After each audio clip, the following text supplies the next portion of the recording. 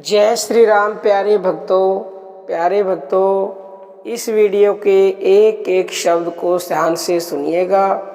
और अगर आप इस वीडियो को सुन रहे हो तो समझ लीजिए कि ये भगवान चाहते हैं, इसलिए आप सुन पा रहे हो, क्योंकि उनकी मर्जी के बिना कोई उनका नाम भी अपनी वाणी पर नहीं ला सकता। तो आप ये सुनते हैं तो उनकी मर्जी से आप ये सुन पा रहे हैं। प्यारे भक्तों, सब तरह के भक्त हैं दुनिया में। कोई सकाम भाव से बजता है, कोई निष्काम भाव से बजता है, कोई दर्शन के लिए बजता है और कोई दर्शन की भी इच्छा नहीं करता।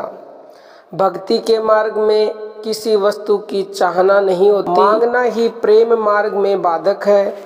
मांग तो बालों को भी दो हिस्सों में बांट देती है। जब इस हेतु से भक्ति की जाती है कि हे ईश्वर मुझे कुछ दो, ऐसी भक्ति राजस या रजोगुणी कहलाती है। ऐसी राजस भक्ति में मन की पूरी शुद्धि नहीं होती। तब जब चित्त की पूरी शुद्धि नहीं होती तो आत्म उन्नति और मोक्ष प्राप्ति में बाधा आ जाती है। ये तो निश्चित है कि आप अगर राजस भी भक्ति करते हो तो इच्छा तो वो आपकी पूरी करेंगे, लेकिन आपको मोक्ष की प्राप्ति होने में कठिनाई होती है।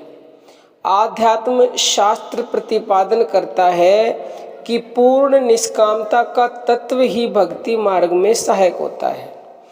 गीता में भी भगवान ने भक्तों के बारे में बताया है। 4 श्रेणियां भक्तों की बताई हैं भगवान ने कहा है, प्रथम वे भक्त जो दुख निवृत्ति के लिए भगवान की भक्ति करते हैं, दूसरे अर्थ के लिए और तीसरे जानने के लिए भगवान की भक्ति करते हैं।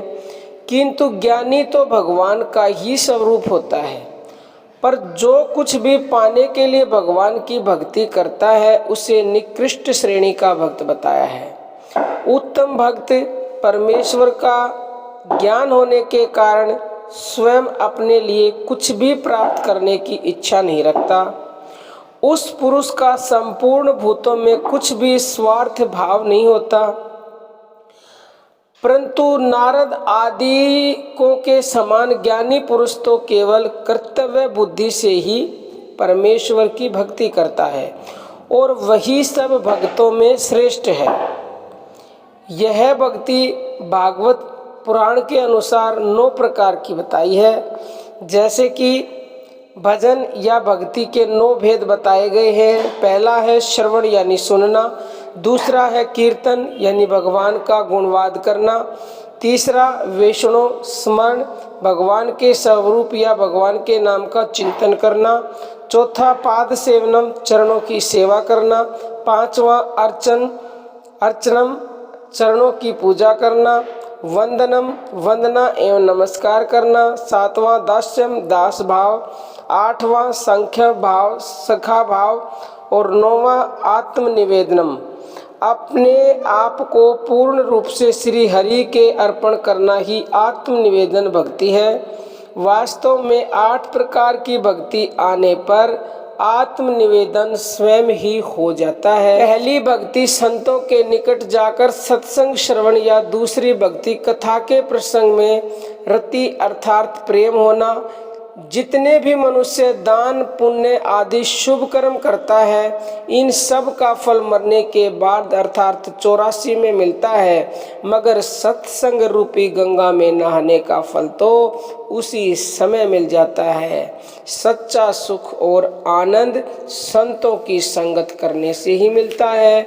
जो श्रद्धा रूपी धन से हीन है, संतों की संगत से दूर रहते हैं और जिन्हें भगवान से मिलने एवं दर्शन करने की उत्कंठा नहीं है, वे लोग राम भक्ति के रहस्य को नहीं जान सकते।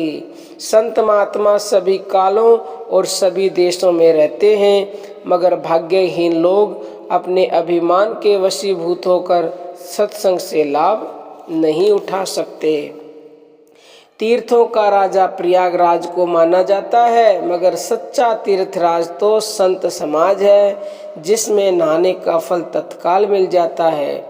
कौवे के स्वभाव वाला मनुष्य कोमल और बगुले के स्वभाव वाला मनुष्य हंस बन जाता है। राम भक्ति का तो अधिकारी वह है जिसे संतों की संगत प्यारी लगती है। भक्ति सब गुणों और सुखों का खजाना है। भक्ति जप तप पूजा पाठ यज्ञ हवन तीर्थ व्रत आदि के अधीन नहीं है।